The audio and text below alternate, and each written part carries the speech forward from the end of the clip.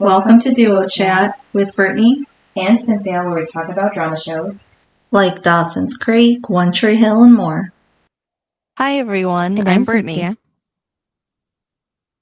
And today we're talking about Season 3, Episode 10, title Brave New World, air date January 11th, 2006, and the synopsis is... Lucas and Peyton take a road trip together to find Ellie. While out of town, Lucas reconnects with a friend from his past. So we're in 2006 now. 2005 went I was gonna say, yeah, finally 2006. Mm-hmm. Okay, this episode at the beginning was so weird. I couldn't. It's like 3-4 minutes of everything that's happened in the last 9 episodes. Mm-hmm. I mean, seriously, I get it's a new year, but we don't have to see everything. It was like you could do like a couple, scenes that are important that sum it all up, not 3 or 4 minutes of it all. I was like, no. Like, to me, this episode was a filler because if you have to spend 3 to 4 minutes showing all the scenes of season 3 up to this point, that's a filler. Mm-hmm. And then when it actually hits the actual episode, it's then only 39 minutes. That's a filler because that means you didn't know what else to do to fill the 43 minutes. That you were like, oh, let's just spend all this time telling you what happened. Right. I feel like there was an episode of Dawson's Creek that did the same thing. And I remember hating it because I'm like, why? I don't need to see it all. All I do is fast forward. Wasn't it like the 4 or 3 connections or something like that? Yeah, something like that. And I just think these episodes are fillers. Like, I get back in the day when TV aired that you couldn't watch. Like, if you missed that episode that night, then you couldn't see it unless it was airing during the summer or you bought the DVD. But we don't have to see the whole thing. Mm-hmm. I mean, it just didn't make any sense, especially when all the episodes aren't like that. It's just this one. But honestly, watching the episode kind of was a filler. And it honestly didn't make any sense. Right. I didn't think this episode really made much sense. Yeah, it just kind of added a little bit of plot line to Peyton and Ellie, but that was pretty much it. Yeah, I'm like, it's a continuation for Brooke, but then that was it. I'm like, oh yeah, her too. Yeah, I was like, I just didn't care for the rest. I was like, what is this episode? Mm-hmm. Yeah, so the only add-ons from the last scenes was basically Brooke and Lucas going on for a walk together. So yeah, and Nathan and Haley actually sleeping together. Mm-hmm. So then the next morning, Nathan is awake while Haley is still asleep. When Haley did you see his face though? When he was like watching her or something? No, he was just like laying there at first. He was just like thinking, and the look on his face that was like, "What did I just do?" But I kind of felt that through this episode. Like at the end, I'm like, it doesn't make any sense. Like I get red flags with that, and it's hard because they're my favorite couple. But I didn't like the ending. But I also didn't like the opening with this of like, it's like, oh, like what did I do? We just slept together. He just didn't seem happy about it. Right. Like it's been a long time. And I'm so happy to have her back. No, that it was none of that. And then he gets the phone call and then he like leaves. And I'm like, I can't. Right. And then we segue into another phone ringing. It's Lucas's, and he's in Brooke's bed with her. And he gets a phone call. He says he'll be right over. And then, we know it's Peyton. And then why? Yeah, like right off the bat, they do this again. This is my thing. It's like, this is why Brooke and Lucas cannot be end game because Peyton will always be there. I mean, as long as she's alive, Lucas will always pick her first. Right. Sorry, but that'll always happen. Yeah, but Lucas says this is a chance for them to trust each other because he's going to leave mostly Peyton. Trust each other. Of all people.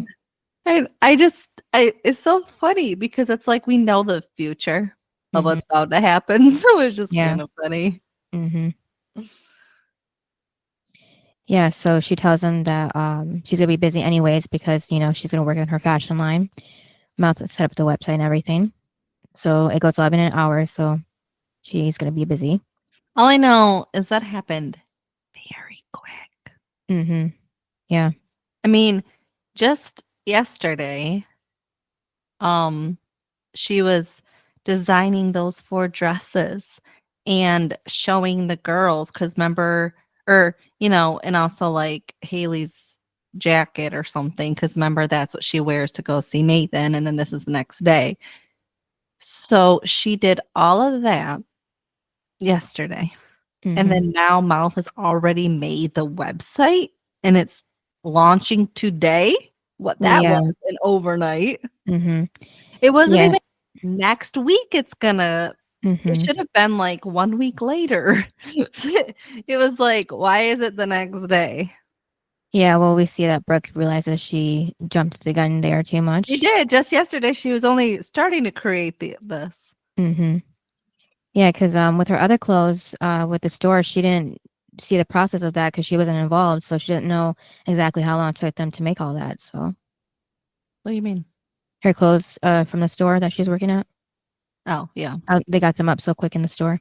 Yeah, because I feel like she designed it, but then obviously they have a team that's making them. Yeah, so she didn't realize that it was more than one person. Yeah.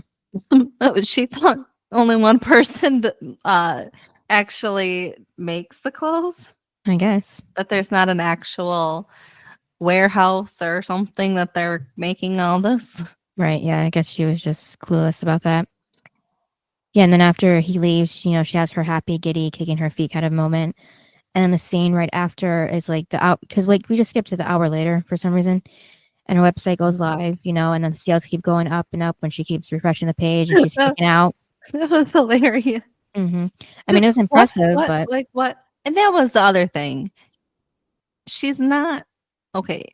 She didn't do anything in the public to like show, hey, come check out my website. And she only designed a couple things. It's not like it was a handful of items to choose from. And then boom, I'm getting all these sales. I just feel like it would be a process, you know, like you have to get yourself out there for people to know who you are to then check it out. Not boom, I'm getting all these. Like, how did anybody know to even go to this website? Like, if you live in a different state or city, how do you know to check this website out at whatever midnight or 7 a.m.? Yeah, we just see her do it by mouth to, you know, Lucas and then Haley and mouth obviously, and then I guess the squad and maybe the squad told people, but yeah, that would not be enough time to get the word out. No, and then who's buying these items? Because even if you go around telling people, they're going to be like, a 17-year-old made these? No. Right. I mean, that's my thing is, I think they jumped the gun on that. It would have been, I think it would have been one thing if somebody had come to the store and said, like, who designed these? Right. And then they were in charge of like promotion or something. And then they could say, hey, Brooke, let me help you get your name out there. Not the website, because like Mouth could have still done the website, but like just have somebody that, you know, sees it and can tell others, not their friends, because no one is going to care to buy it from a 17-year-old. But I feel like if a promotion company or, you know, someone high up saw it, It could have been that simple too. Right. Because I know that, it's like, oh, it's Brooke's idea to do this, but it could have still been someone that saw that Brooke wanted to do it. And all they were doing was just going after just to help promote.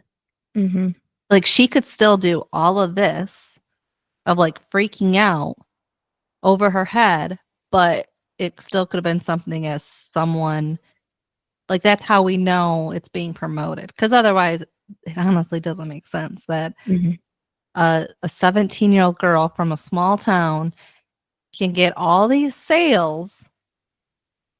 No, like only a couple out 1 hour or two. I mean, Right. that, and again, even people that are successful, when they first launched, I'm sure it still took them a long time to get 43 sales. And that was probably with a little bit of promoting or talking in town. So that's what I mean is doesn't make any sense. Yeah, and then too, this is now 19 years ago, so a lot of people weren't even shopping online back then for clothes either. So no, you went to the store. Yeah, And that's why I think it would have been better, like I said, if someone would have just went to the store and said, who designed those? Because then they could have said Brooke. Yeah, because if they gave her a little more time to plan this, I could see her easily asking Peyton to make her flyers to kind of like put ads around the school, about her website, Or put it on her podcast. Yeah, well, though Brooke doesn't know about her podcast, so as far as we know, I know Nathan knows it, and I think that's it, maybe. But yeah, because I just feel like it could have been different. I mean, she could have made a couple things for Trick, and people could have been like, "What?" I mean, and again, somebody there could have been flyers like, there. "Wait a minute!" That were like high up. They're like, "Wait a minute, I love these." Yeah. I mean, not just overnight. Like you just made a couple dresses and stuff yesterday, and then boom, I have a website, and it has all these sales. No. And you're 17 years old and this is your first time making stuff. Right. And yes, there are some people that boom, they can, they can make something and it's great. But she's 17 and doesn't know what she's doing. So it is a little weird. Yeah, and then the next scene, Haley wakes up and Nathan is gone. And then Dan walks in, scaring her. Okay, this is so creepy. He picks up her bra. Yeah. What? And then he takes the note that apparently Nathan left her. But it's so creepy. Yeah. And then he was saying that, at least Peyton. What did he say was had respect or decency or something? Was pleasant in the morning. Yeah, I was like, oh my God. And then, she's like, okay, you're creeping me out, like leave. And then I did like when she said, this isn't even your house. Right. But then he goes back at her with, if you think that, this one night is going to change anything like about divorce, it's like, come on now. But I mean, just because that's your MO doesn't mean that's Nathan's. Right. And then, he brought up the annulment papers. Okay, also for Nathan.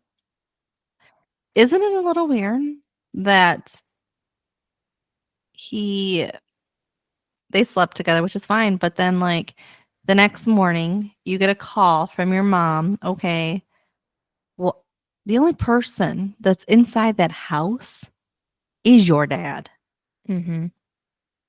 Given how weird he was always with Peyton, you would think you wouldn't leave Haley alone with him. Right. I mean, that's just so uncomfortable. Well, was he even there or did he walk in after Nathan left? That's what I was thinking. What, in the room? No, in the house. Well, but he lives there. It doesn't feel like it. He lives there. Yeah, I know. It's been a long time since they did that pranking on each other. But Dan lives there because remember you wanted to make this, for the election, this family like this family thing. And so I'm just like, your father lives there. it's not like it's your mom that's in the house, because that's okay. But your dad, and it's your dad. It's not like a regular dad, like, that Mhm. won't be creepy like that. It's your Right. dad. Mhm. So I'm just like, Nathan, why wouldn't you wake her up and like tell her like, hey, can you go home? I gotta go. Well, maybe you Or you can stay, but I'm just like just a heads up, because like that is just so wrong. And I feel like Nathan wouldn't do that. Yeah, well, maybe he was at the dealership too beforehand, but also I feel like Dad probably told Nathan not to tell anybody, like, where he's going or that he's even leaving, just kinda slip out, so maybe that's what happened. All he has to say was, I gotta go. Yeah, And but she would've asked questions. okay, well, she's asking him things not like, okay, but I'm saying respect. Mhm. Respect the fact that she is naked and Yeah. your father is in the house Mhm. and she doesn't know you left. Right. That's what my problem with this is if you love her, respect her enough to wake her up and let her decide if she wants to stay there or not while Mhm. you're gone. Like, I get you don't want to wake her, but don't you think that this is worse? Mhm. You're She wakes up, you're gone, and then the only one that's there is your father. Right. That's why I said it's like, okay, I mean, it's just different if it's a different father that wouldn't just barge into your room. But Dan does that. He's inappropriate. Remember when he was, inappropriate with Peyton? It's Mhm. like, did you forget all that? That's who your father is. So why wouldn't he be with Haley, especially because he hates her? He hates her more than he hates Peyton. So it's just weird that Mhm. Nathan would just allow that. That was what I didn't like. Again, it's one thing if, she put clothes on and she just want to like hang out in his room or something, but that was just violating everything Right. in my book. And Nathan's to blame for it. I mean, yes, it was Dan that did it, but Nathan knows his father a lot better, or a lot, he knows his father more than anyone. And Mhm. the fact that you're going to just let your father do that. Yeah. I mean, think about it. Wouldn't you still be like, even if your parents weren't like that, you would still tell the person like, I'm leaving, like, you might want to get dressed. Mhm. It's just creepy. Yeah, well, it didn't help that Dan took his note, so It doesn't matter. When he got the call that he was leaving, he Mhm. should have woken her up and just said, get dressed. I have to go, and then leave. And I'll tell you like later. It, Mhm. it, it just, I just didn't like the respect that she was naked. Yeah. That's what I didn't. That's like a move Felix would do. Mhm. It's not a move Nathan, who is so in love with Haley, would do. Mhm. Because Nathan's always in it to protect her, right? Right. Why wouldn't you protect her in this moment? Mhm. That was my problem. Yeah. So then Peyton is looking for Ellie's bracelet in her closet when Lucas walks into her room. And Peyton says it looks like somebody slept in his clothes last night. So then, says that he was with Brooke last night. So, okay, isn't it weird how Lucas gets a phone call from Peyton and it's not telling anything besides apparently come over? Because he learns here why. Right. It wasn't like on the phone, she said, hey, can you come with me to go find Ellie? It was come over, and he just leaves his girlfriend Brooke to come over. It's like, Mhm. what? You didn't even know why. And then Right. here is where he finds out why. Like, Mhm. I didn't like that of she just calls and you go. I mean, yes, I love Lucas and Peyton, but I'm just saying that you have a girlfriend that you chose to get back Mhm. with. Right. And you should probably put her first, especially because it's your night of you're finally getting back together and you're just paying calls and there you go. And you don't even know why. You Mhm. don't even know if it's important or not. Yeah. I mean, with Peyton, it usually is. Right. But I'm just saying, it's one thing if she would have said on the phone and it's like, oh, yeah, I need to be there for her. Mhm. but he doesn't even know why, and he's just gonna leave Brooke. Right. And also, what kind of teenager does that? I mean, wouldn't you want to sit there and make out with your girlfriend? I'm just saying. Mm-hmm. Most would. They'd be like, I have this opportunity to just make out with my girlfriend all day. Mm-hmm. I'm gonna take that. Right. But not Lucas. Nope. And we know why. Yeah. But yeah, she didn't tell him about Brooke until later, but What? about that he was with her last night. That was the other Well, scene. I know. Peyton doesn't know that, but I'm saying for Lucas. I know, I'm just skipping myself. That's why I was just correcting myself. Yeah. It's just kind of weird that Lucas doesn't even know, but he's just gonna see her, and then she says why, and of course he's gonna go. I mean, it's Lucas. And then he doesn't mention Brooke at all. So no, and that's the thing. Wouldn't you be like, no, I'll go with you, but I feel like Brooke. This is my problem. If Brooke was the one for Lucas, okay, yeah, then I feel like he wouldn't would be tell honest. her. Yeah. First of all, I feel like he would still go with Peyton because he promised her over the summer. And he has been looking out for her when it comes to Ellie. But I feel like if Brooke is the one, you would tell her. It would roll off your tongue of, I need to call her before I leave town and tell her where I'm going. Yep. And who I'm going with. I mean, yes, I get because some people are like, you shouldn't, if you have to tell that your significant other exactly where you are, then that's being controlling.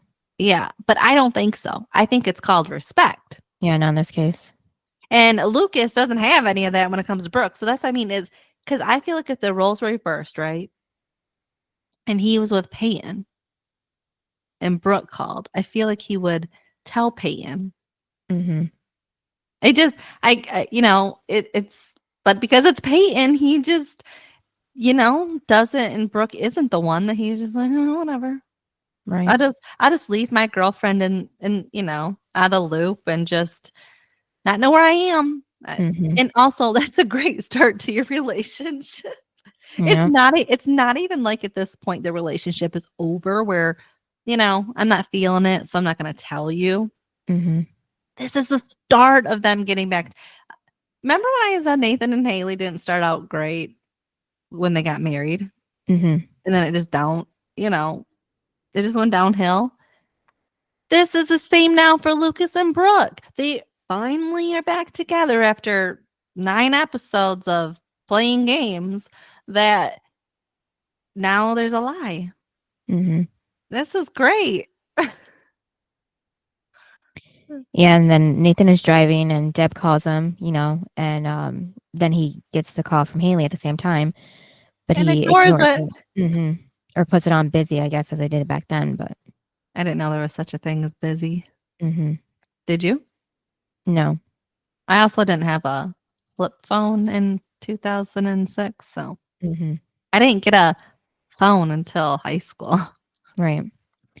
So then at the apartment, Brooke walks into the kitchen asking Haley where she was last night, and but then says to be continued because Mouth walks in. And Brooke tells him, that oh my God, she was so rude. Yeah, he didn't get there fast enough, first of all. Yeah, and he goes, I ride a bicycle. Like I got here in like the best time. And didn't she say something about the world record? Yeah. Yeah, speeding record for driving over. You should be happy you showed up. This is my problem with Brooke, though, is like she always wants people like at her beck and call, right? But I mean, really? Like, is she really going to be there for them when they need her?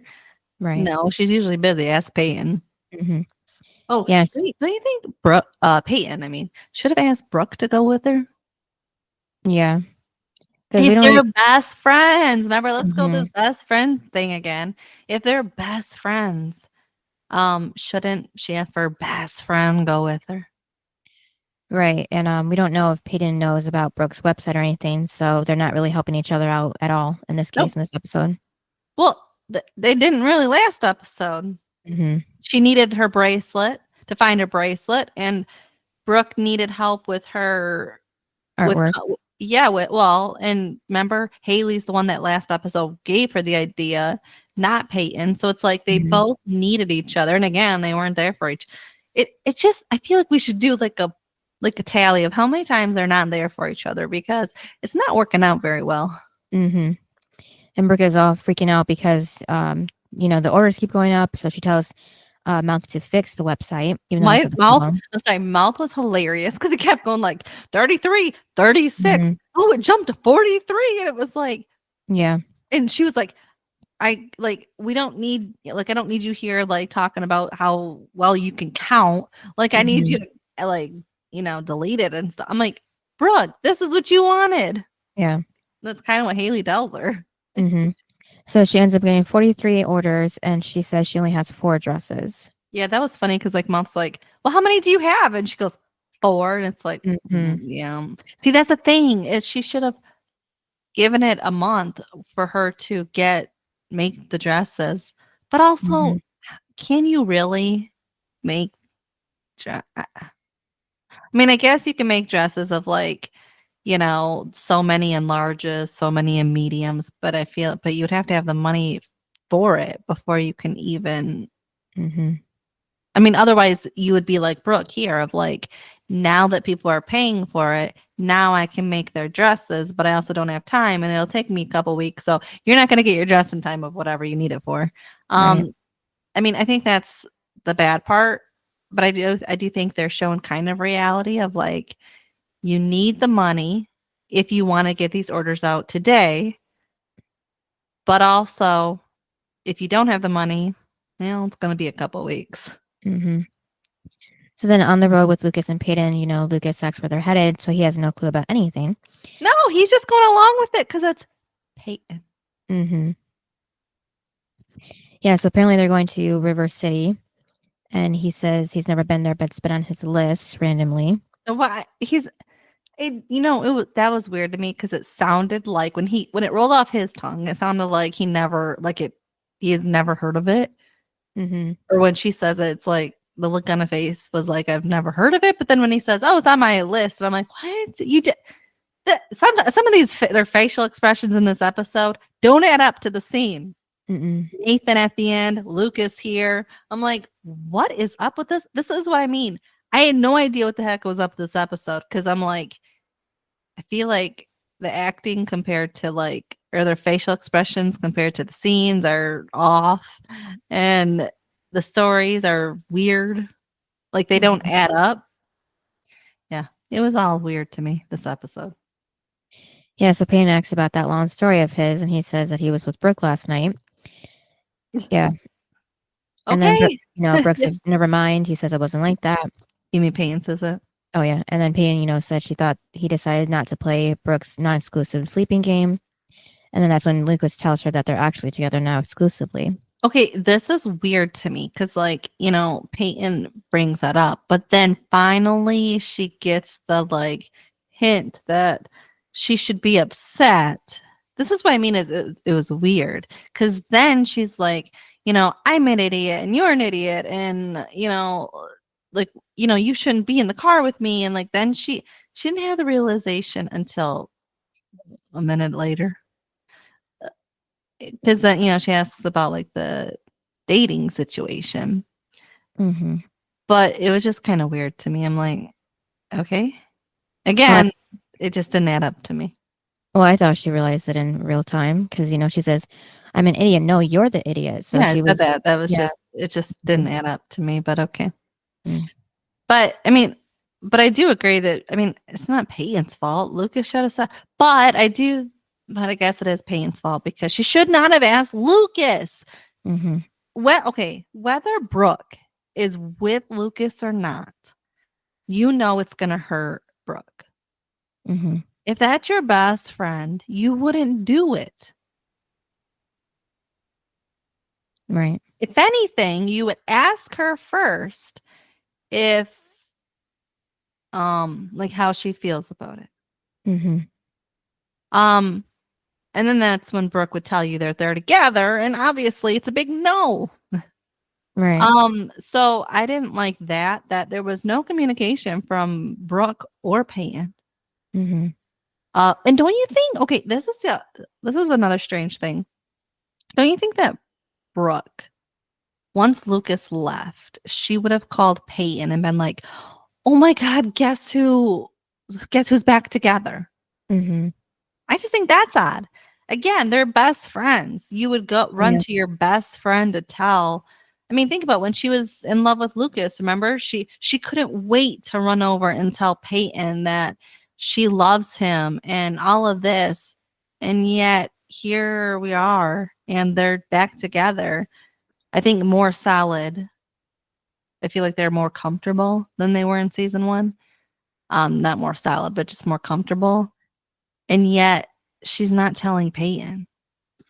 Well, I think it's because she realizes that the last time she told Peyton was already having feelings for Lucas, and Lucas was having feelings for her, and they're kind of seeing each other behind her back. So maybe that's why she doesn't like want anything to burst her bubble this time. And then plus, she didn't even ask Peyton about, to help her with making the dresses. She got everybody else there, but not Peyton. So yeah, but it's just weird because when she, well, but Peyton knew about this non-exclusive dating. Mm-hmm. So I'm sure Peyton knew eventually they would either be together or not be together. So I feel like Brooke doesn't care about Peyton's feelings. She would definitely tell Peyton, I feel like. Because she's always about her feelings are first.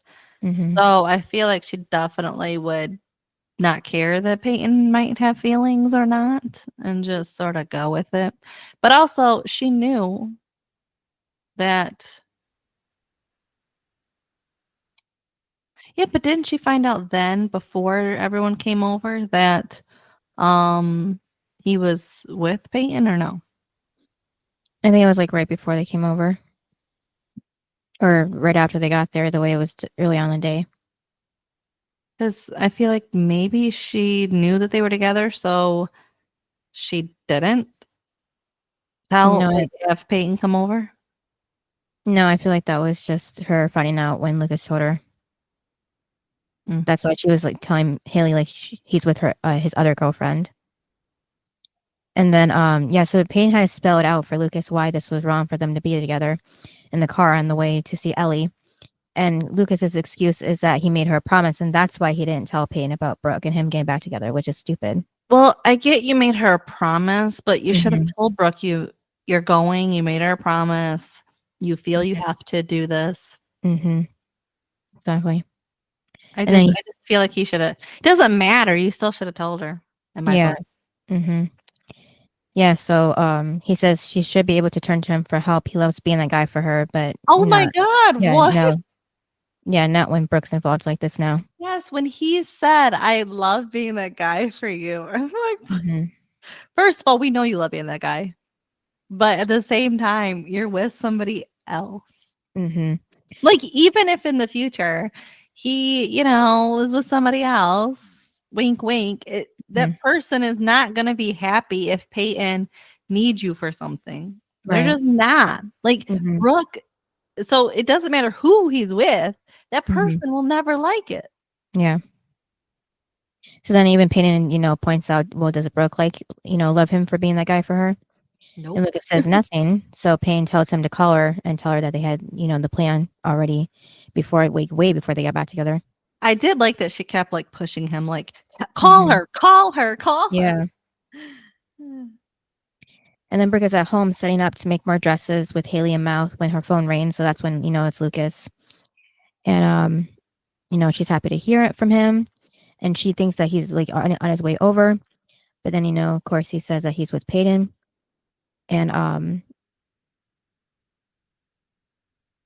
then he tells Brooke that he promised her he'd go with her to see Ellie. And they're heading out of town right now. Yeah, right now, not tomorrow, not in a couple hours, just right now. Yeah. And Lucas doesn't even know when to get back. And then he brings up making the promise again to Peyton. And Brooke says it's fine because they're trusting each other, right? And so just to call her later. Peyton? You mean he was talking to Brooke? Oh, yeah. I keep looking at so many different names.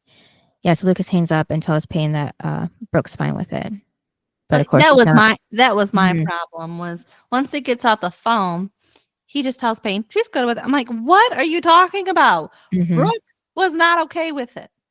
Right. You must not know Brooke that well if you think she's okay with it. Mm-hmm. Yeah, so even Haley thought Lucas was on his way, but Brooke says he's not. He's with his other girlfriend.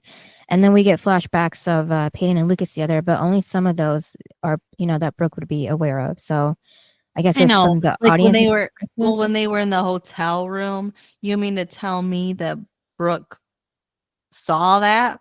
Mm-hmm.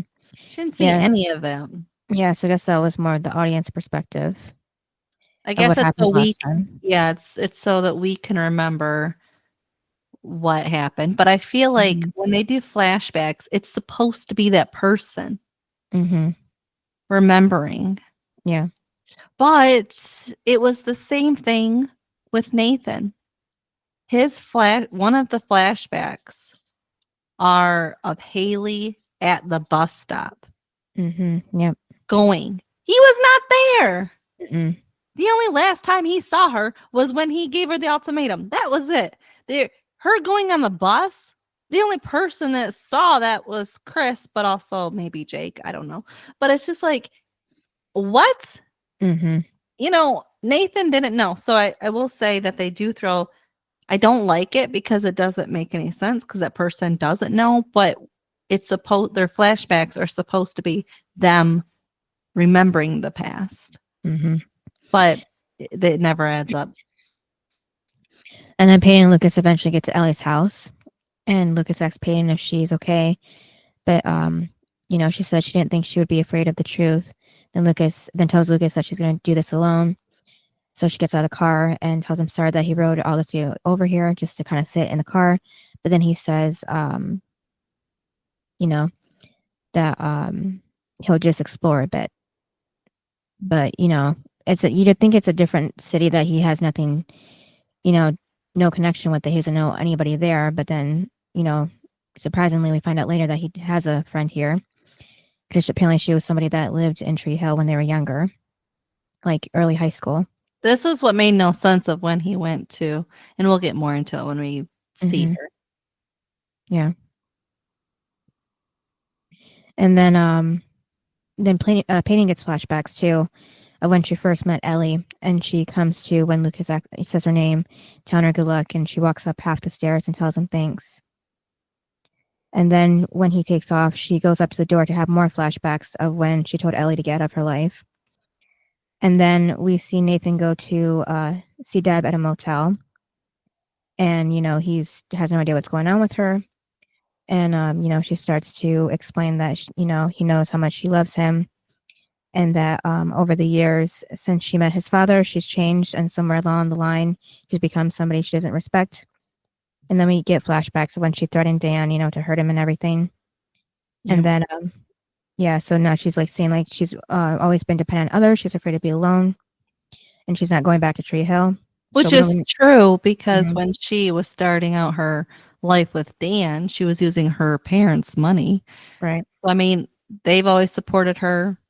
Dan supported her. She's Mhm. always had somebody. Yeah. So they don't even say exactly where they are now, besides for out of Tree Hill. But don't you think that she could look at Karen for the past year and look to her as a guidance of I can do this because Karen can do it. And if I need somebody, Karen will be there. Like Mhm. those two should be each other's backup and Yeah. the person to fall on, not Dan, Keith, none of them. I feel like it should just be the two of them. Right. So then next scene, Payne is looking at Ellie's music collection because she just walked in because apparently the door was unlocked. It's like mother like daughter. And then we see a flashback of Payne yelling at Ellie when she was in her room with Larry. And that's when Ellie steps into the room and tells Payne that the record she's holding was the first single from the band.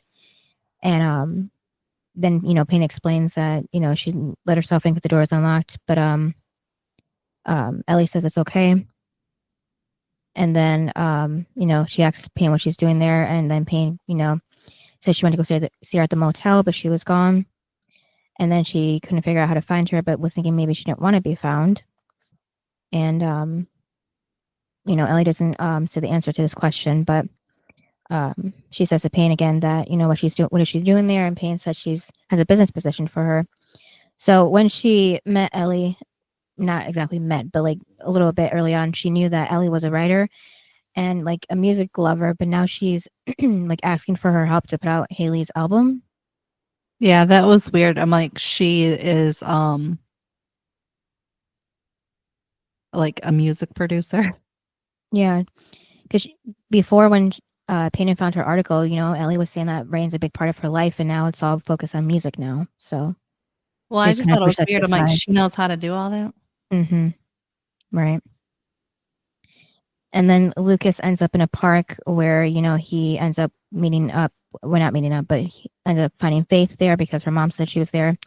She's reading a book. And yeah, so like I said before, this is somebody that went to Tree Hill. This is weird. We've never heard about her. Mm-hmm. This is why I mean, this story, I feel like falls through the cracks because we don't know. Like, we're supposed to believe that they were friends in Tree Hill. Like, she's never. It's not like, oh, I miss so and so, and it's just weird. Like. Mm-hmm.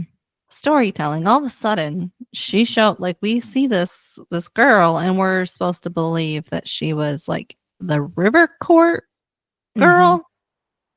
I didn't know there was one. Yeah, and then we don't know if they've stayed in touch since she moved, but apparently she does know that he's the big shot Raven superstar. Well, apparently they don't keep in touch because at the end when she says keep in touch and he said it's a two-way. It's a two-way. So they obviously haven't. She just probably only knows about, she only knows about Lucas, obviously, because of like articles and stuff that he's on the team. Otherwise, because, she asks him, they talk about his dating life and stuff. So she knows none of that. But, yeah. Okay. But what, for like writing lines of like Lucas and Haley being like the best friends, I didn't like that now it was Lucas and someone else. Right. Like some other girl and basically what was Haley. Because they're talking about being in high school as friends. Well, freshman year and then that was it? Like, yeah. Where was Haley in this time? Was Haley friends with this girl? Like, it just didn't make any sense of like, all of a sudden Lucas and this girl were best friends and knew everything about each other. I'm like, what? That was Lucas and Haley. That I just feel like story-wise and for the show, I didn't like it because they always summed it up as that was Lucas and Haley. Right. Not Lucas and some other girl that we're never going to see again. It's not even like they start to realize they need to keep in touch and then we see her later on and that's what's important and all of this.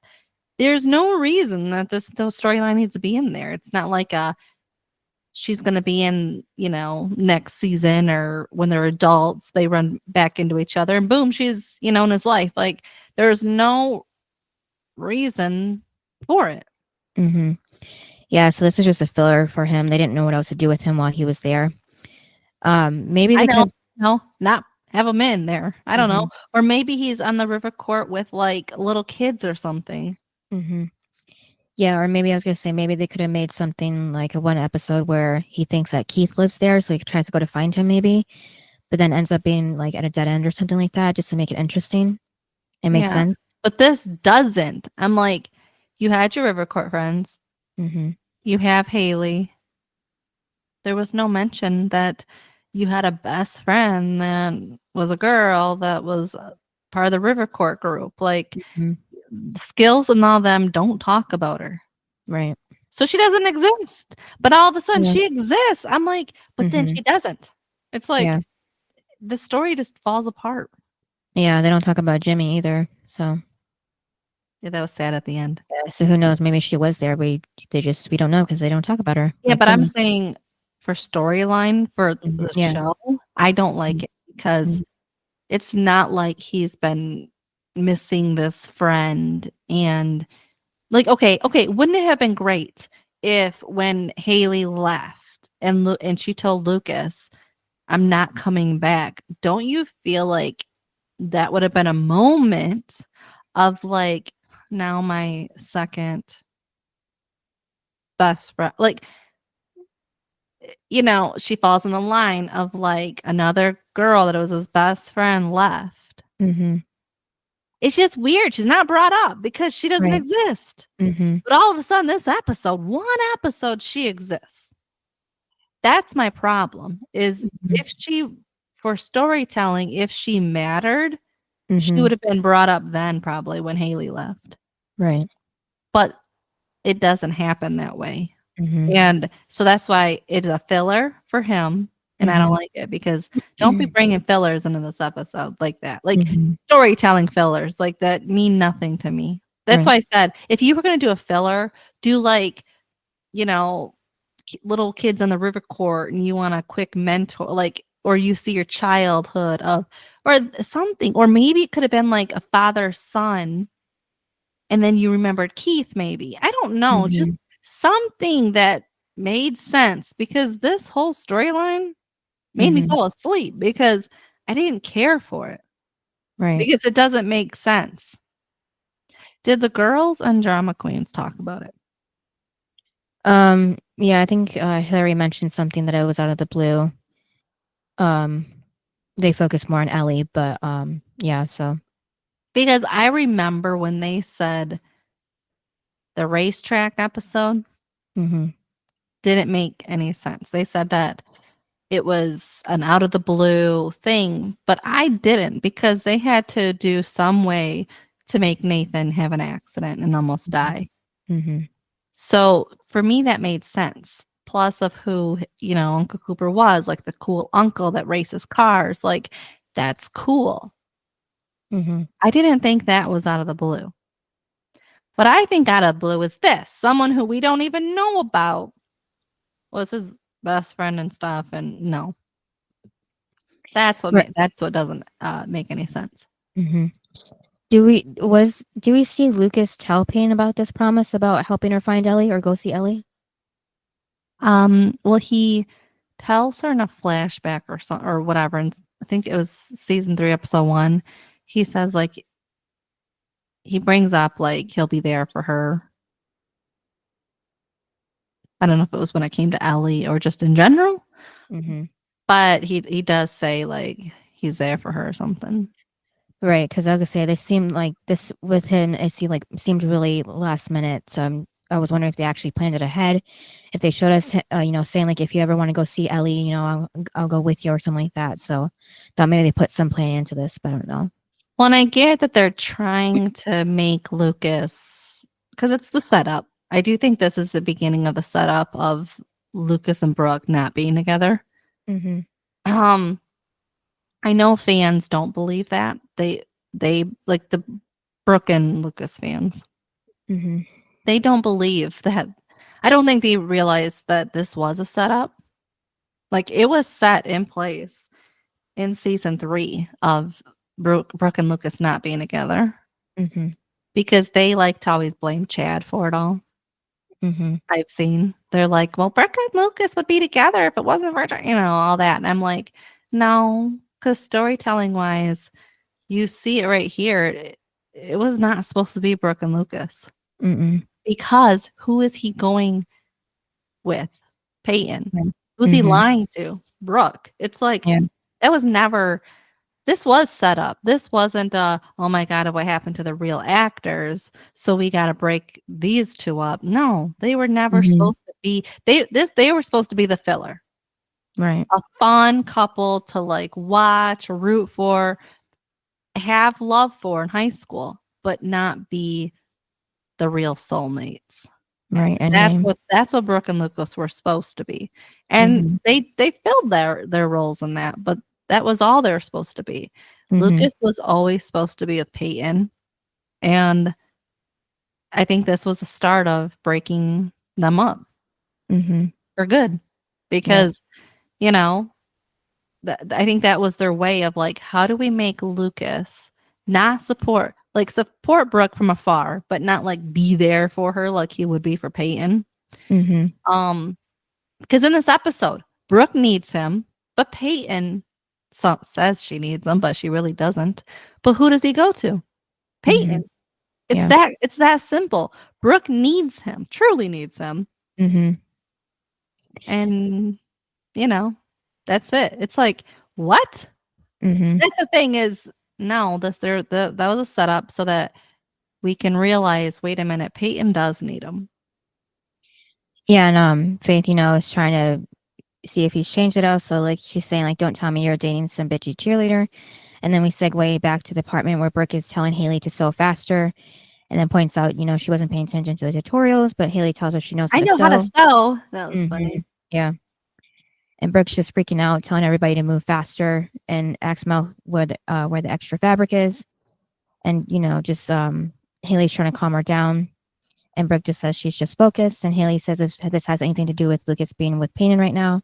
And she says no. I like when she says it's not like they went off on tour together. Yeah. And I was like, I don't know. It was kind of worse what they did the last time they were alone on a road trip. Because they actually almost slept together. Like Haley and Chris didn't. Right. They kissed, but they didn't sleep together. And I'm like, Brooke, you don't even know. Because they never said, neither one of them admitted that they almost slept together. So what? Okay, wouldn't that eat at your conscience of like, I never told this person. Like, I'm lying to this person every day because we almost slept together. Right, yeah. But they don't have them. And then that's when Bevin walks in with kids because she's babysitting her siblings and her nieces. They're all the same age. Yeah. Well, that's not very uncommon in my family with my nieces and nephews. Again, Bevin is 17, so... And then Rachel walks in behind them because apparently Bevin called her because Brooke said she wanted to round up the squad. And she goes, I didn't mean Rachel. And then I did think it was funny when Brooke goes, you missed the tutorial. And then Bevin goes, I missed it too. And she's like looking at her like, no, not the point. And then Rachel has to insult Brooke by saying, she can wing it. The dresses look pretty simple. So Brooke is about to jump on her, but Haley stops her. And then she says, we need all the help we can get. And then Brooke has this terrible idea of letting the children make the dresses. First of all, they always talk about dresses, right? There was more than just dresses that Brooke made. I was like, she made the sweatshirt and the shirt and what? She made other stuff besides dresses, but all they keep talking about really is the dresses. Yeah, I guess Brooke just wanted to focus on like a fashion line of dresses. But when Bevin and Rachel were walking in, did you see Mouth behind Rachel with the fabric rolls, and he was like almost falling backwards because of the weight, and like he couldn't like figure out how to get through the doorway with them, how tall they were? No. Oh yeah, that was funny. I caught that. So but then Brooke was like telling the kids like, you guys like playing dress up and just trying to make it all fun for the kids, and then she called Haley, this is tutorial girl, and she's gonna teach you. And then Haley like pulls her off the side and is like, this doesn't sound like a good idea. And it's not a good idea. Yeah. But then Brooke reminds her that she said they need all the help they can get. And then back at the motel, Nathan tells his mom she got the divorce like she wanted, so why won't she come home?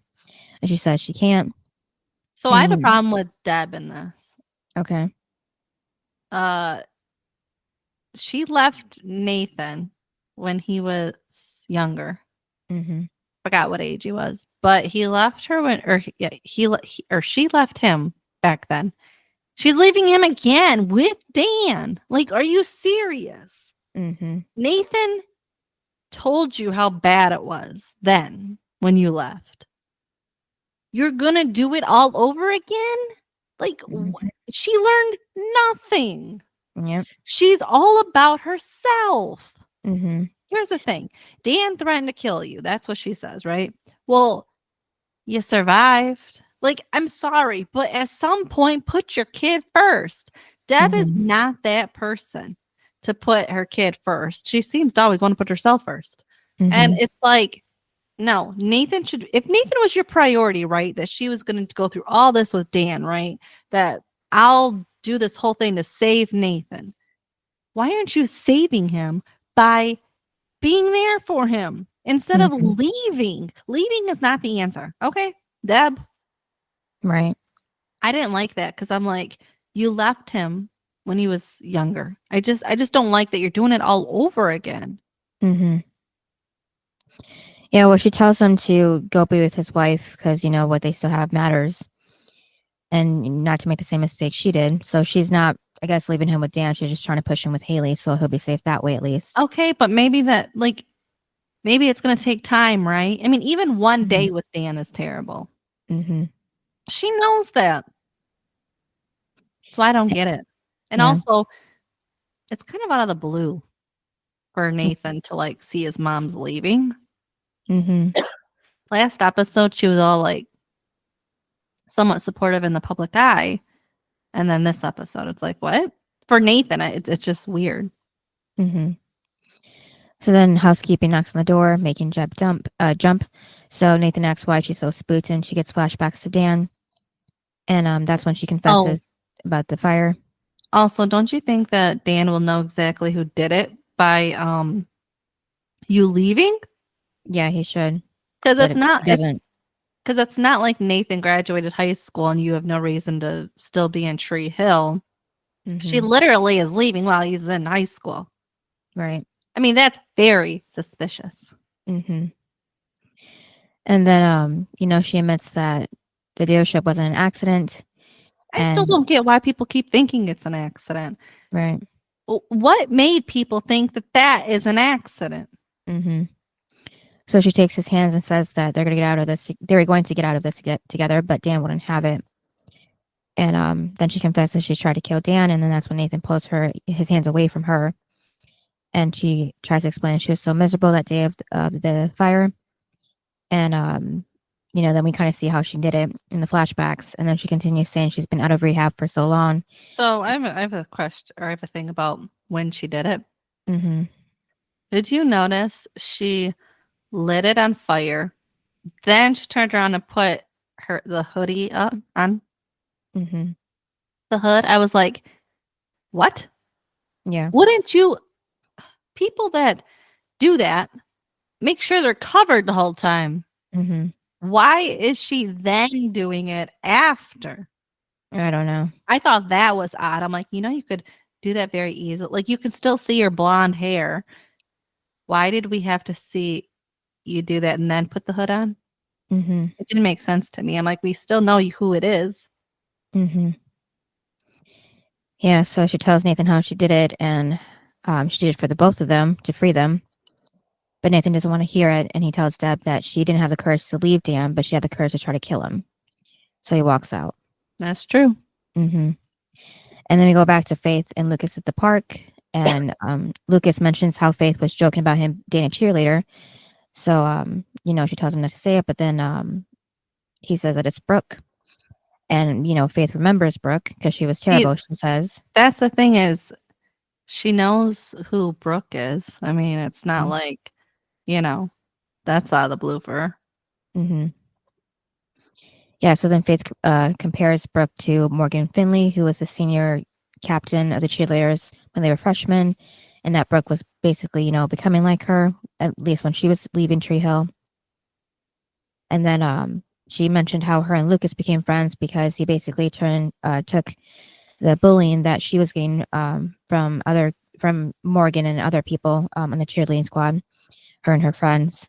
So that's how that happened. And then Lucas explained she's different now. And Faith says that maybe he's different now. And she mentions that he would have never joined that club, you know, of the popular and the elite. So now he's basically king of that club who's looking out for people like her. Which is true because what is it? 6 more episodes and boom. Like, here, you have changed. Because where's Jimmy? He then says he's not defending who Brooke was, but defending who she is now. and she would never become Morgan. And then we segue to Brooke yelling at everyone like Morgan would about there being no more cookie breaks. That's what I thought was funny because, like, it's the transition from Lucas saying, "Well, she's different now," and then Brooke's yelling at everybody. It's like, nah, she's still Brooke. Yeah. And then Rachel introduces herself to Mouth. They kind of bond over knowing sports announcers because apparently Rachel is into that and has even listened to Mouth's audio recordings. And then, Brooke tells, Rachel and Mouth to, not talk anymore. They got to do more work. So then Rachel just explains what they were talking about, Mouth's thing, like his catchphrase, like other announcers. And, Brooke says that she hates to interrupt their male bonding, but she needs Mouth to watch the kids. And then she kind of switched Haley and Mouth because, Haley was watching the kids and Mouth was getting the fabrics. So she switches them just so he won't talk to Rachel anymore. And then, I'm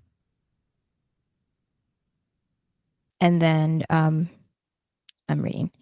And then, Haley can guess that Brooke's still in a bad mood and like on everybody because Lucas still hasn't checked in. And she says it doesn't matter because she has problems of her own to worry about. And, then asks Haley why is she concerned with whether or not Lucas called her. It's not any of her business. But Haley just says she just wants to know what would make a guy leave her first thing in the morning like that. So she's talking about her and Nathan. Herself, yeah. But then Brooke's like, why are you rubbing that in? But it's like, because she's talking about herself there. But, Brooke's all about herself. Mm-hmm. And then poor Mouth is giving one of the kids a piggyback ride and the kid's hitting him in the back of the head really hard. Oh, yeah, I saw that. Yeah. And then back at Ellie's, Ellie mentions that the song that Peyton wants to produce, what makes her think she can do it. So Peyton says she mostly because she knows Ellie's into a lot of music and knows the industry, but I don't know how she knows that. At I know. This moment, just because you like the music doesn't mean you know the industry. Mm-hmm. And then she says she has a nice little collection. So Ellie takes offense to that and shows her that there's a whole other room with more records in it. And then, Payne walks inside and says it's like heaven, but probably sounds better. And then, they talk about the Cure and then, bond over how music makes them feel. And, Payne just explains how she falls in love with music. And, but then Payne straight up asks Ellie, mentioning the Cure, are you in remission? And Ellie says the truth is she's probably just gonna be just fine. Then we know later that's a lie. And then do you think that Ellie should tell Peyton? Yeah. Especially with her decision that she made that we find out at the end of the episode. I do too. I think she should tell her, but at the same time, do you really want the person to only spend time with you because it's out of guilt? No, because we know that, Payne's a little bit guilty, but now she's trying to bond over Ellie with this project of Haley's music, so I don't really see it too much that way. I do. She's still, she wants to get an over before she dies, obviously, but it's like, but I'm just saying, like, if that person is only going to do it out of guilt, do they need to know? Mm-hmm. Because it's like, don't come and spend time with me because you feel like you need to before I die. I just want you to do it because you want to, not because you feel that you have to, because you're going to miss a chance. That's Peyton. Mm-hmm. Yeah, but that was a big jump when Peyton asked Ellie to move in with her for this project. I was like, what? You don't even know her. And then, apparently Larry says it's okay. But isn't Ellie still working or something? Yeah, she should be with that newspaper or whatever, magazine, something. And she moved or something, right? So why would she move back? Mm-hmm, right. But Ellie tells her that she doesn't have the time to do that. But, says... Yeah, we know what the time means. Yeah, but Payne can stay there for a little bit. And then back at the park, Faith learns that Lucas traveled there with Peyton. She knows her too, of course. And then Lucas tells her that, to tell about her life, catch him up. So they do. And then that's when a couple guys walk up and they know Lucas, I guess, from the articles as well. And they basically end up playing a 2-on-2 game, but they don't think Faith's playing at first. So they, think they're going against Lucas, but she shows them that she can play and shoots the basket. So she says that it's their ball. And, then the guys are all mad at how good she is. And then Nathan is outside the motel just thinking, and that's when Deb walks out. And, she says she asks herself the same question of, why did it come to this? And then Nathan brings up his 13th birthday, how he thought it was, such a great memory of the three of them as a family. But then he remembers more clearly that she wasn't happy and she was never happy. And then he says Dan is a bad guy, but somewhere deep down, he still wants him to be the best he can be. And he doesn't deserve to die for that. I don't know about that part about him wanting to be the best he can be. No, because Dan has always been, you'll never beat me. As in, you'll never have a better title, like a better scoring record. You'll never be the best in college. You'll never, like, Dan always had that on Nathan of like, I'm better. And if you want better for your kid and you want them to be the best, you would never sit there and compare yourself to them. Mm-hmm. I mean, you would never sit there and be like, you'll never. Because if you want better for them, you'll say you will do better. You will beat this. If you practice some more, you will outbeat me, which is what I want. Like, it would never be what Dan always says to him. Right. So I don't agree with that. Mm-hmm. But at least of what we've seen. Obviously, in the future, that is what Dan has always wanted. Mm-hmm. But what we've seen, that's not what I see. Right. But I know that they wanted to rewrite it as this is who Dan wanted. Like, this is what Dan wanted. But I haven't seen it. But I do agree that living with Dan makes Deb miserable. Mm-hmm. I think that's why in season 1 she was always out of town. Mm-hmm. And then Deb brings up 2 years ago, Dan basically turned down a basketball program for him to go to, and Nathan, Nathan doesn't believe that, but I believe it. Yeah, because if it means that Nathan could be better than Dan, mm-hmm. of course Dan will say no. But does it? Okay, because like there's that. But then there's that little piece that maybe Dan does want better because do you remember he's the one that got Nathan to go to High Flyers? Like he's the one that got that offer for him. And then of course Nathan turned it down, but it was all because of Dan. Wasn't that just to get him away from Haley though? I mean, it could have been, but I guess there's that little piece that you could say he cares because he was behind it, but just all of his other actions and the stuff he's actually said doesn't add up to it. And then apparently when he was going to go to that school, Deb was going to go with him. But then Dan, threatened that he would kill her if she did. That would be a sign for restraining order? Yeah. So then she tells Nathan that Dan was always trying to control him and he'll never let him go, which is, True. basically true. Yeah. Her too, just in different ways, obviously. Yeah, I was going to say, he'll never really let her go either. And then back with Faith and Lucas, he thanks her for reminding him of the few things today. How much fun they used to have, hanging out at the river court all day and playing ball growing up, just like old times. And then he said he almost forgot it was like just to play. And, Faith says to speak for himself because she just wanted to crush those guys. But then she says that she was right about him, that he's changed, but she thinks maybe it was for the best. And, Lucas mentions that, she did too because she used to be afraid going to school, but she stood up to those guys today. And Faith tells Lucas, like she said, maybe it's for the best. And then brings up that Lucas said she reminds him of a few things. So what else is there? And just how much he misses her, he says. They say not to be a stranger. The phone goes both ways, and to keep in touch. And then back to the apartment. As I said, which they don't, so I don't. Yeah. The story I don't care about. And then back at the apartment, Brooke checks Bevin's Bevin's progress and tells her that the dress looks terrible. She reminds Brooke that she missed a tutorial, and Brooke throws it back in her lap. And then she goes to check on Rachel's, and it looks perfect, and but at least by Brooke's standards. And then Rachel says, but this was pretty funny because like Rachel's like, this one's for me. Because no, Brooke's like, wow, this is great and stuff. And she's like, yeah, this one's for me. I just didn't know. She just didn't trust Brooke with it.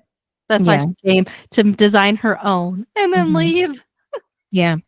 But I thought it was I feel like that kind of backfires on Rachel a little bit, just because then she had to take the time to make her own dress, and that was, I mean, she's not paying anybody, but really Rachel should have been paid to make that dress either way for the labor. But I think for Rachel it works out, because otherwise she'd have little 9-year-olds making her dress. Yeah, and waiting a lot longer.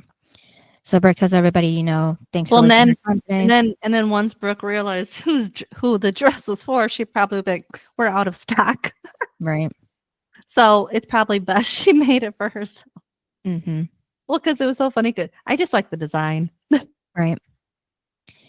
Yeah, so Brooke's going off and everybody, saying they're wasting her time, and Haley tells her to stop it because everybody's, working their butt off for her, and she's just been a bitch all day long. And Brooke says that they haven't, gotten anything done, and she was dreaming of this for so long.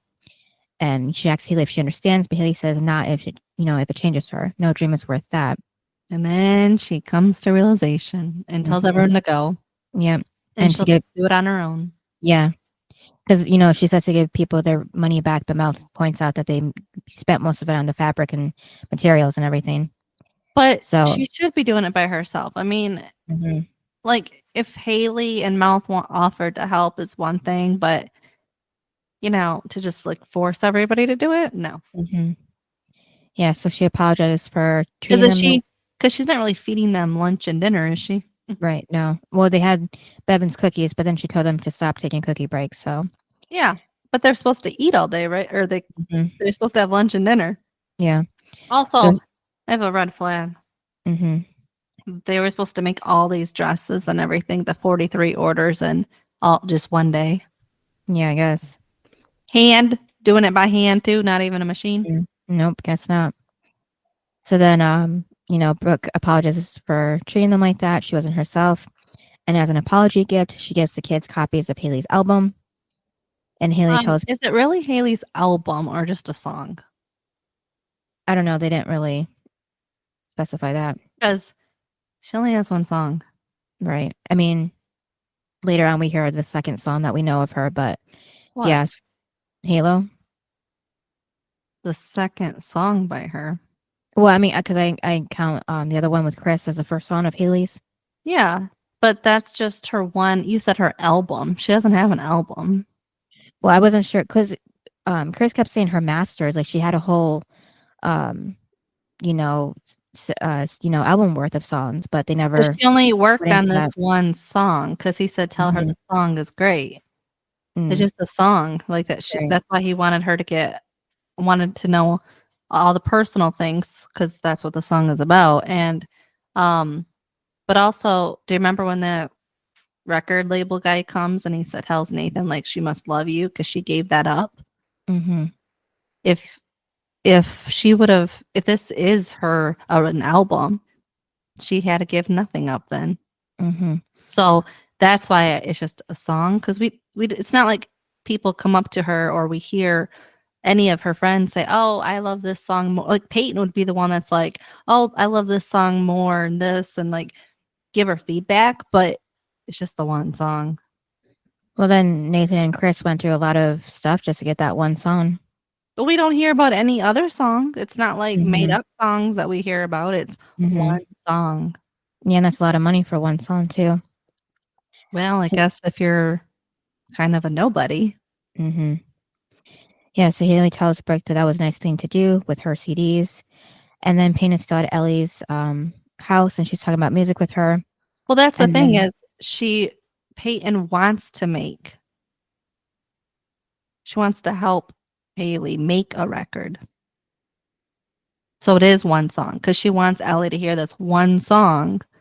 She gives her the album or the CD for this one song and wants to help make an album. Mm-hmm. So, yeah, Haley doesn't have an album. Yeah. And then Ellie goes to find a t-shirt from the U2 tour, and Peyton goes to get some water from the kitchen. And that's when she finds Ellie doesn't have a single thing in her cupboards at all, or, just the one thing in the fridge. I will say, okay. When Peyton confronts her, right? And yells at her, and then Ellie says, I don't have food I don't have food in the house because I don't cook. And I don't, have things around the house, whatever. You're like, I don't have furniture because I don't live here. Mm-hmm. I'm like, what? First of all, even if you have like a studio apartment and you're always out, right? Mm-hmm. You would still have something. Yeah. First of all, you would still have some furniture. You might not have a lot, but Mm-hmm. you would have some things. And my Yeah. other thing about the food, you would have something in your, you would have some kind of drinks in your to drink. Mm-hmm. You would have, milk or Dishes. juice. You would have dishes. Okay, Yeah. here's my thing is I don't cook, right? Mm-hmm. But if you check my cupboard, I have snacks. Mm-hmm. I have other food in there. If you check my fridge, I have Mhm. drinks in the fridge. Don't tell me because you don't cook, you don't have dishes. Mhm. Bull crap. Because she says, well, I just order out. You can order out, but you can still have dishes. Right. What? Because everyone that has a house has dishes. It just because even if you move out, even if you move away and stuff and you're barely home, you still have dishes. Mm-hmm. What? Yeah. So I didn't agree with Ellie when she said that because I was like, because even in that fridge, there was, what was it? Like milk? Yeah, something like that. I'm like, wait a minute. So all day long, that's what you're drinking? I guess. I Because don't know. she didn't have anything else. She didn't Mhm. have alcohol. She didn't have any other drinks, Mm-hmm. like Coke or anything. She just, because Ellie's there, right, at her house. Mm-hmm. So she's not drinking anything? I guess. I don't know. Wasn't that weird? Mm-hmm. Yeah. Even if you're home for the day, wouldn't you have Mhm. a case of Coke or something to Mhm. drink? But she has nothing in the fridge. You're just really drinking milk out of the Yeah. carton? Mm-hmm. She's acting like she only has one more day left. So. Yeah. You have to, it's a waste to order or to have all this other food in the house. So Mm-hmm. I'm just going to suffer with this. Yeah.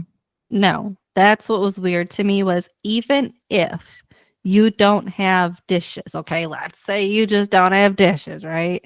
Mm-hmm. You would still have your fridge full of drinks. Right. Again, a case of Coke or whatever you drink, you would have in your fridge. Mm-hmm. So or water. It's just weird how you don't even have that. Right. That's what made me definitely not believe Ellie and believe Peyton that she's just doing it to die. Right. And then I didn't like either how Ellie said that this is the way she's lived for the last 17 years, No or judgment. at least she did.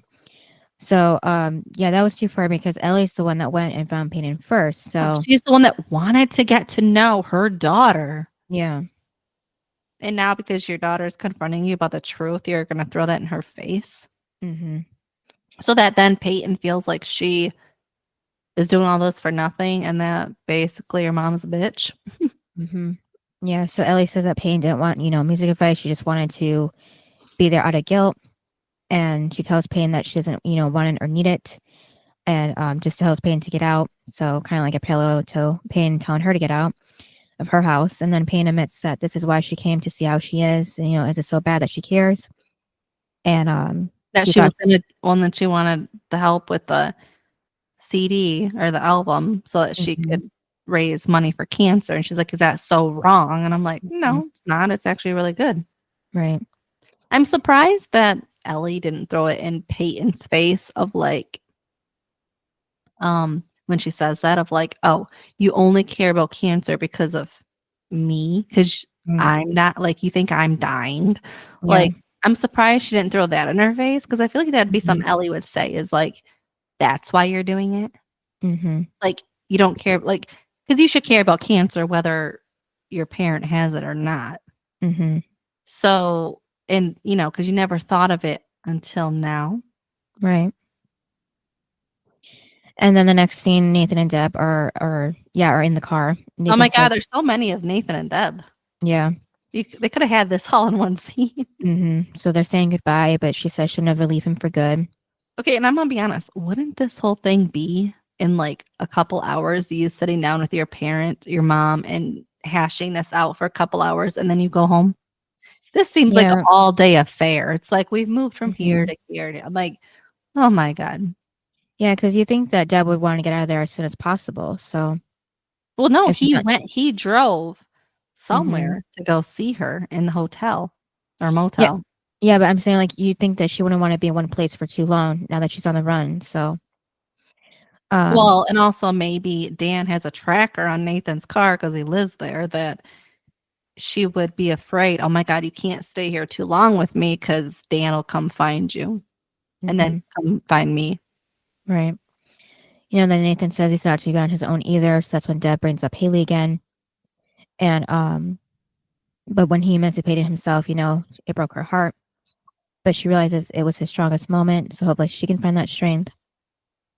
And, she tells him to go home, be with his wife, deal with his marriage, and don't avoid it until it becomes something that he has to run from. So she's, talking about her own marriage. And then, they say bye to each other. And then she gets out of the car and she's watching him drive off in tears.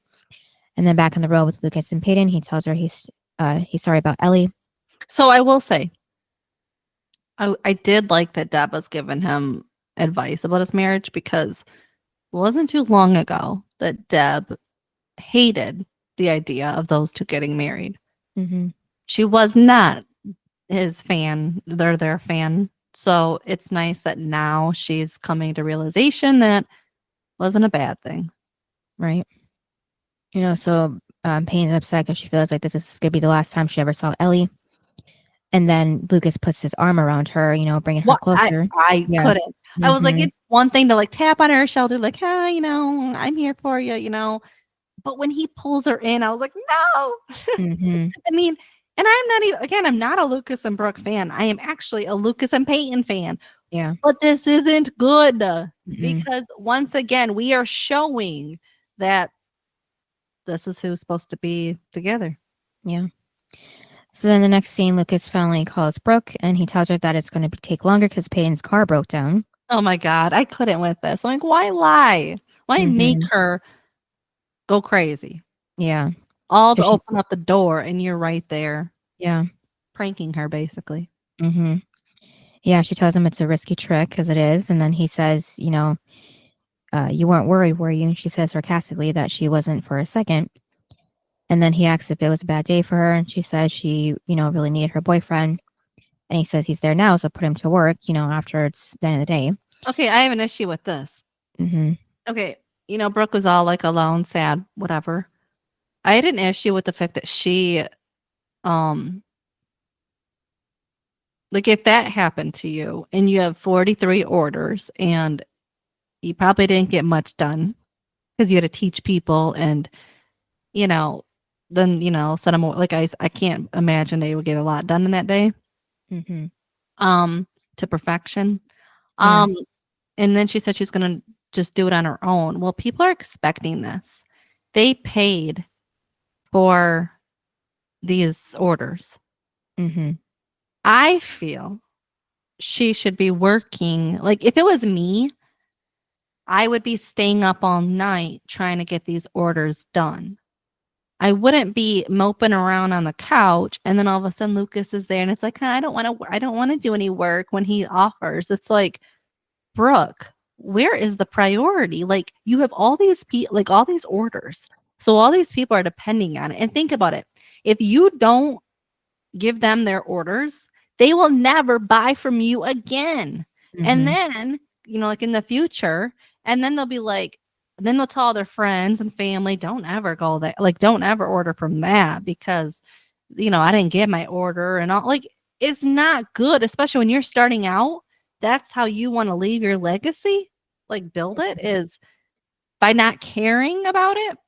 Because we know these orders are going to take you a very long time because it's just you doing it. So you should be spending time, especially because you really didn't do anything besides order people around. So that means you have time.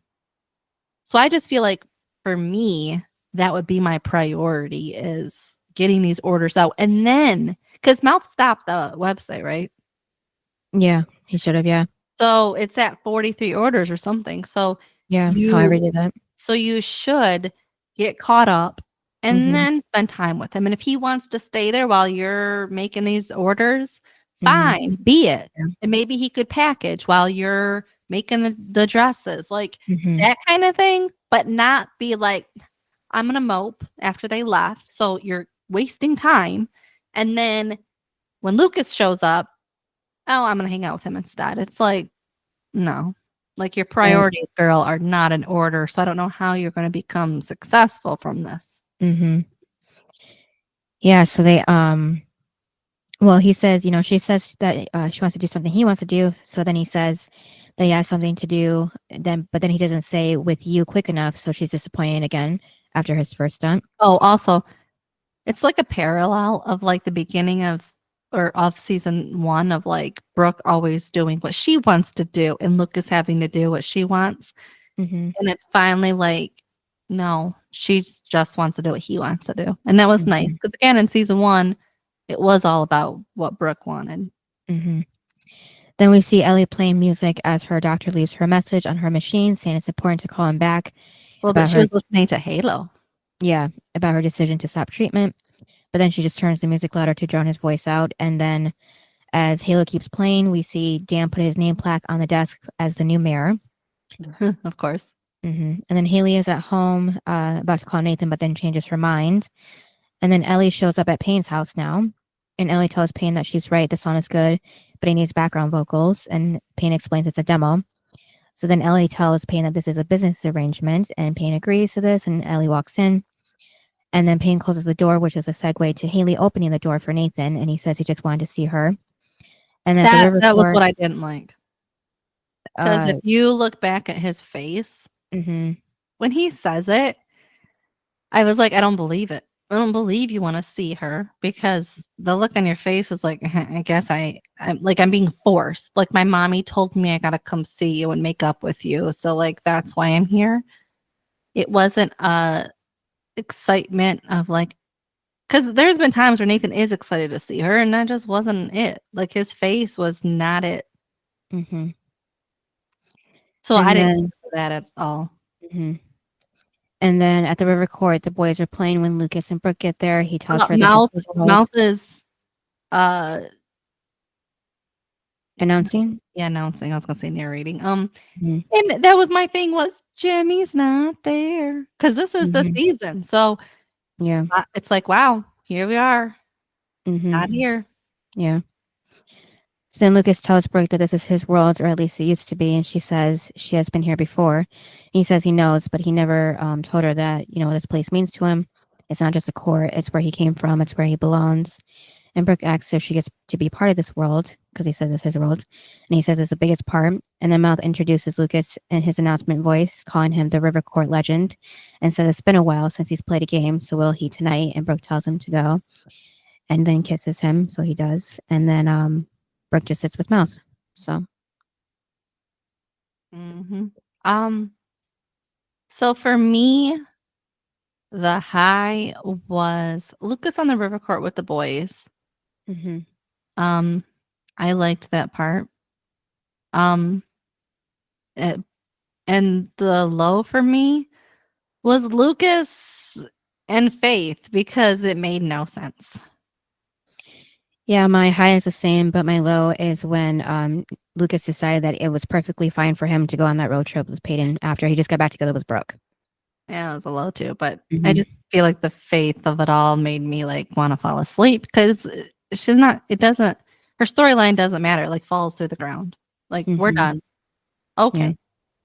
And then rating? I would rate the 6. Because first of all, again, I don't need 3-4 minutes of the very beginning of rehashing 9 episodes.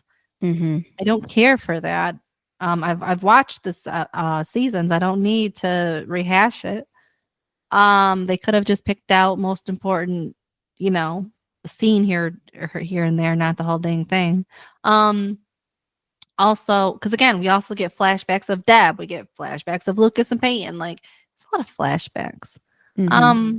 Too much of it. So that's why they get a 6, because it wasn't a lot of storytelling. And the storytelling that was in there, half of it was about Faith and Lucas, and it doesn't add up. So this episode was too much of a filler. Yeah, I say a 7 just because I liked Brooke's whole chaos of trying to make the dresses with everybody, because she wasn't even doing anything herself. She was just ordering people around, so she wasn't even helping herself either. Well, everybody else was. And then worst and best characters.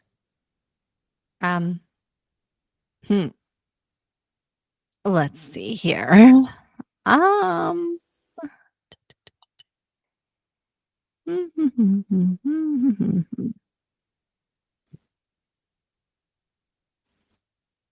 Who's yours?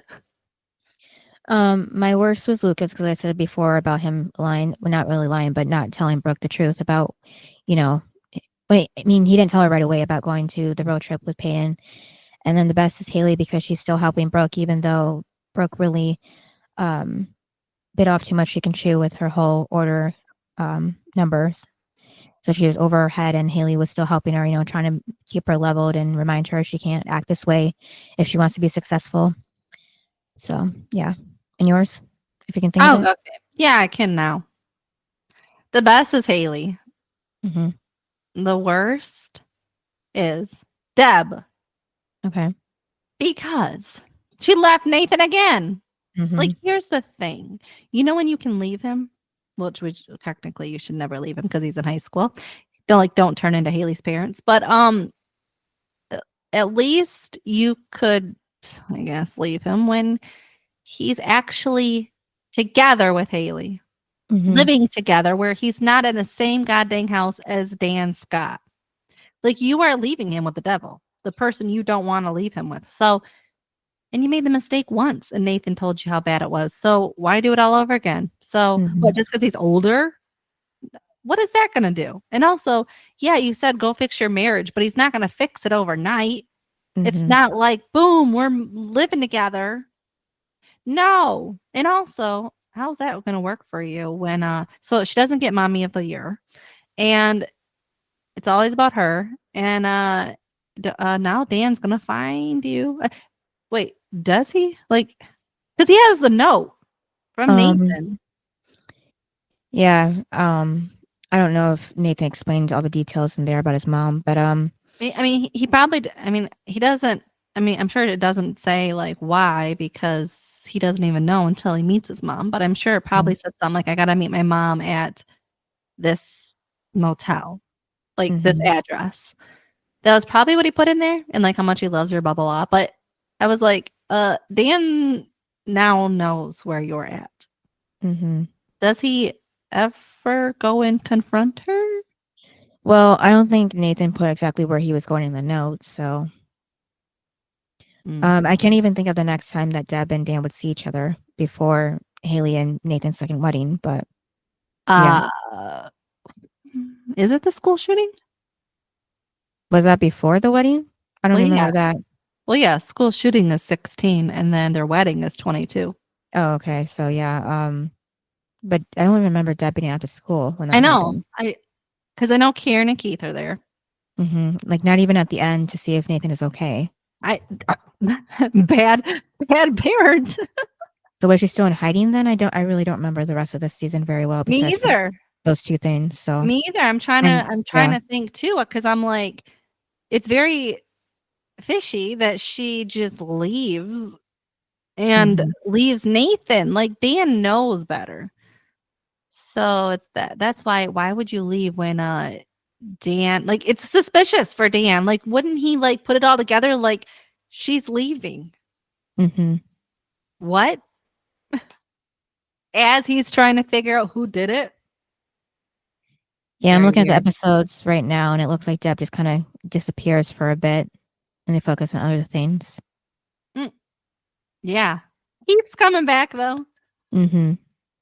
Excited about that, but then I'm sad in a few episodes. Yeah. All right. So what's the next episode? Episode 11, Return of the Future. All right. It's gonna be Keith. Yep. Thanks for listening. Yep. And we'll see you next time. Bye. Bye. Thanks for listening to this episode of Duo Chat. If you want to chime in with your opinion about the episode and the show we discussed, you can email us at duochatpodcast@gmail.com. And to keep up with updates about the podcast, you can follow us on Twitter, Instagram, TikTok, and subscribe to our channel on YouTube at Duo Chat Podcast. And give us a review wherever you listen to podcasts. We would appreciate it.